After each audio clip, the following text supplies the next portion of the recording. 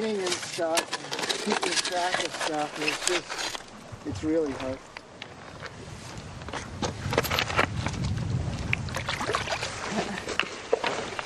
So, oiled residue of the Exxon Valdez 18 years later.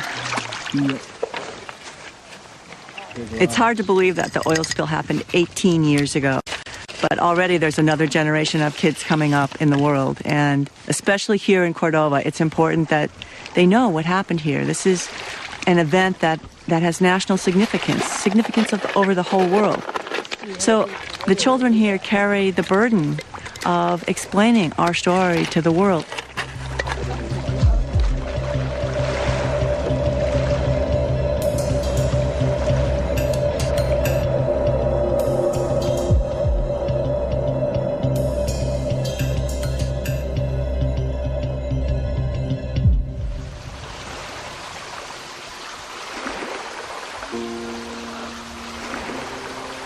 Our lab has been active in the field every year since 1989, looking into various aspects of the spill.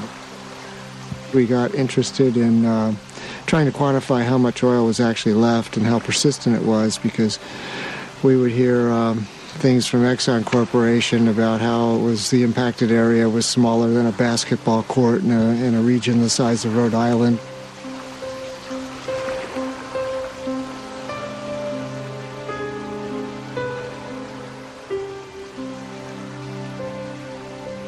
In 2001, we dug almost 9,000 holes total over the course of the summer. And we sampled 91 beaches, and about half of them had Exxon Valdez oil on them.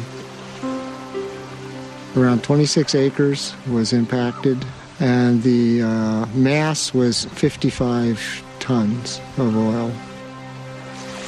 If you had 55 tons released today, that would be considered a major spill.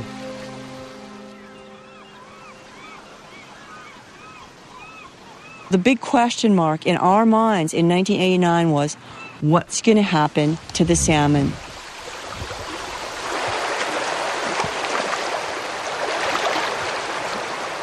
Very early on after the spill, Exxon in particular made measurements of oil contamination in the stream sediments and found next to no oil, which was not a big surprise because the flow of this stream prevented oil from getting in there in the first place. So no one was surprised by that. And the question was, how could pink salmon be exposed to oil? Once the oil gets in there, when the tide comes in, it floods this whole area. And then when the tide goes out, the water can percolate down through the sediments of this stream and actually flow into where the salmon are spawning. And this beach is quite porous. If I pour water on it, you'll see that it doesn't take but a few seconds for the water to seep down into these sediments. And so what that showed was that our water, as the tide goes out, moves beneath the beach and flows past the oil, and the toxic components, the PAHs, can dissolve into the water. And the water carries those PAHs into the subsurface sediments. One of the many effects that PAHs have on fish is it causes cancer, just like PAHs cause cancer in humans when you smoke cigarettes.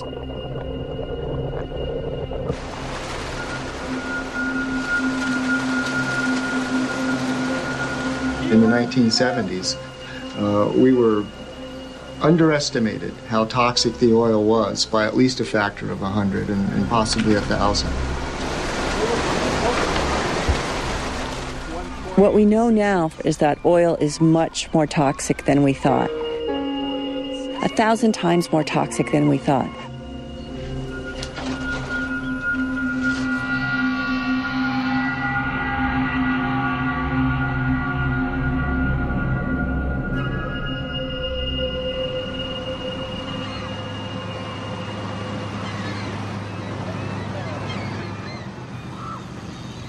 The first indication of long-term harm in this community was 1991, when the pink salmon run timing was completely thrown off. The fish all came flooding in within 2 weeks, and they were very poor quality fish. 1992 comes along. Suddenly, there's no capacity because there's no fish. The pink salmon just didn't appear. They never appeared. 1993 rolls around. It was like 1-2 shocks in this community. The first punch came in April when the herring fishery completely collapsed.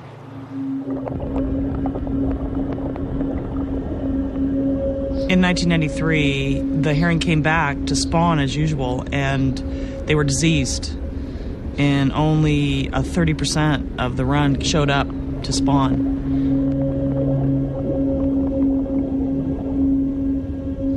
It was a solid stripe of herring swimming in circles at the surface with seagulls as far as you could see feeding on them. We just entered Rocky Bay coming around the point from Zykov. And when you went down and looked at them, they had white spots and they were bleeding. And they were swimming sideways and upside down and in circles. I don't mean 1 or 2 fish, I mean millions of fish in a stripe, probably, like I said, 5 miles long, and thousands of tons of fish.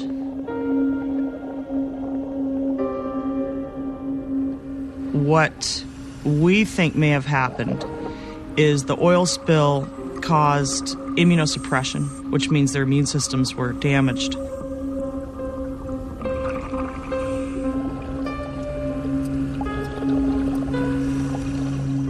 From the studies that we did ending in 92, we looked at successful reproduction from the oiled and unoiled areas. We saw a doubling and tripling of deformities in larvae once they hatched from the oiled areas.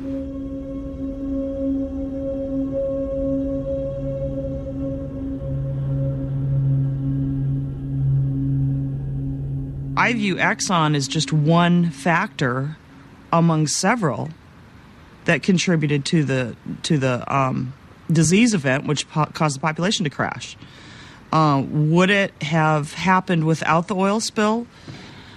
I don't think so.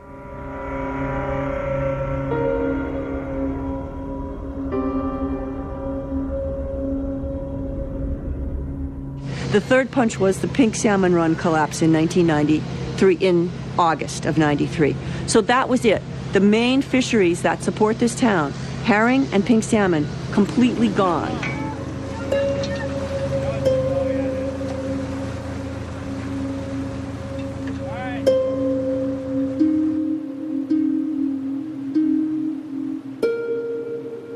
Well, I had been fishing, I think I started in 1982.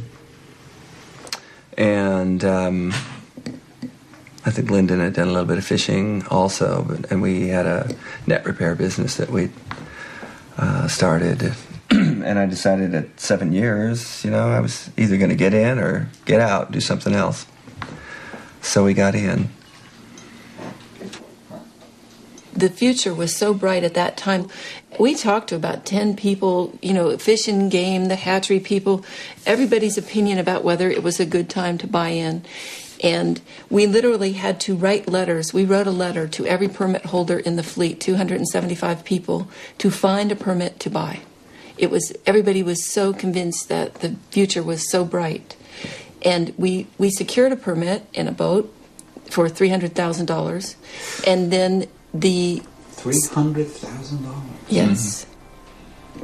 And we basically did that in February. Then the oil spill happened in March.